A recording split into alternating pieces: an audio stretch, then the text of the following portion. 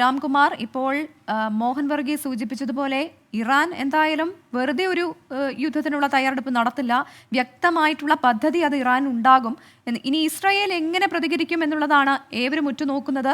ഇസ്രായേലിന്റെ പ്രതികരണം, അവരുടെ ശക്തി, ഇതൊക്കെ തീർച്ചയായും വരും ദിവസങ്ങളിൽ, വരും മണിക്കൂറുകളിൽ കാണാൻ സാധിക്കുമല്ലേ? തീർച്ചയായിട്ടും പ്രവിധ, അങ്ങനെ തന്നെ വേണം കരുതാൻ. കാരണം ഇസ്രായേലിന് ഇങ്ങനെ ഒരു ആക്രമണം ഉണ്ടാകുമ്പോൾ, പ്രത്യേകിച്ച് ബെഞ്ചമിൻ നെതന്യാഹുവിനെ സംബന്ധിച്ചിടത്തോളം ഇതൊരു അഭിമാന പ്രശ്നം കൂടിയാണ്. കാരണം വളരെ പെട്ടെന്ന് തന്നെ ഈ ഹമാസിനെ ഇല്ലാതാക്കും എന്ന് പറഞ്ഞു തുടങ്ങിയ ഒരു യുദ്ധം ഒരു വർഷമായി അന്ത്യമില്ലാതെ തുടരുകയാണ്. അതിനിടയിലാണ് ഇപ്പോൾ ഇറാനിൽ നിന്ന് ഇങ്ങനെ ഒരു ആക്രമണം ഉണ്ടായിരിക്കുന്നത്.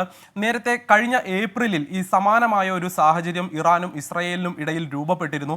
അന്ന് സിറിയൻ തലസ്ഥാനമായ ദമാസ്കസിൽ ഇറാന്റെ ഒരു നയതന്ത്ര കാര്യാലയത്തിന് നേരെ ഇസ്രായേലിന്റെ ഒരു ആക്രമണം ഉണ്ടായി.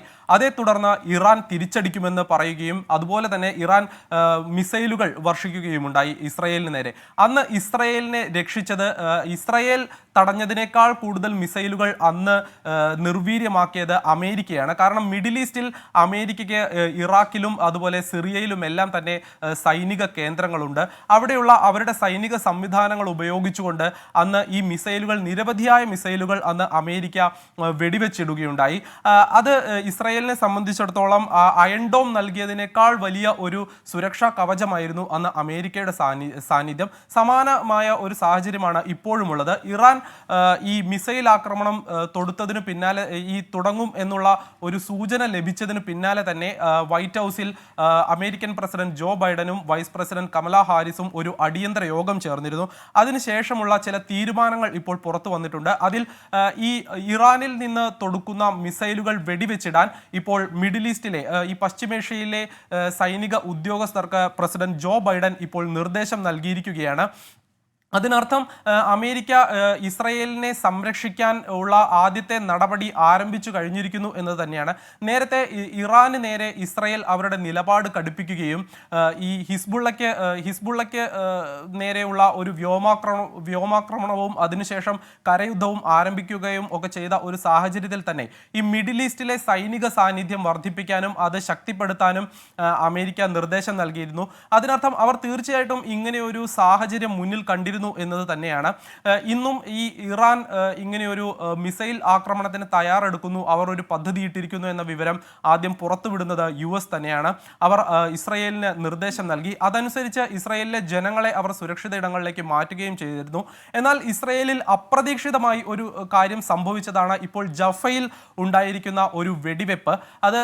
അതിൽ ഇപ്പോൾ മരണസംഖ്യ 8 ആയിരിക്കുന്നു. നിരവധി പേർക്ക് പരിക്കേറ്റിട്ടുമുണ്ട്.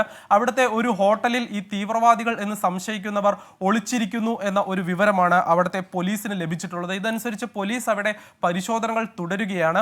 ഇത് തീർച്ചയായിട്ടും ഇസ്രായേലിനെ ഒരു ആശയക്കുഴപ്പത്തിലാക്കിയേക്കാവുന്ന സംഗതിയാണ്. കാരണം നേരത്തെ കഴിഞ്ഞ ഒക്ടോബർ 7 ഹമാസിന്റെ ഒരു ആക്രമണം ഉണ്ടായതും സമാനമായ രീതിയിലായിരുന്നു. ആദ്യം മിസൈൽ ആക്രമണങ്ങൾ, അതിനു പിന്നാലെ ഈ അതിർത്തിയിലെ വേലിക്കെട്ടുകൾ പൊളിച്ചുകൊണ്ട് ഹമാസ് പ്രവർത്തകർ ഇസ്രായേലിന്റെ മണ്ണിലേക്ക് ഇരച്ചു കയറുകയും ഒരു അപ്രതീക്ഷിതമായിട്ടുള്ള ഒരു ആക്രമണം നടത്തുകയുമായിരുന്നു.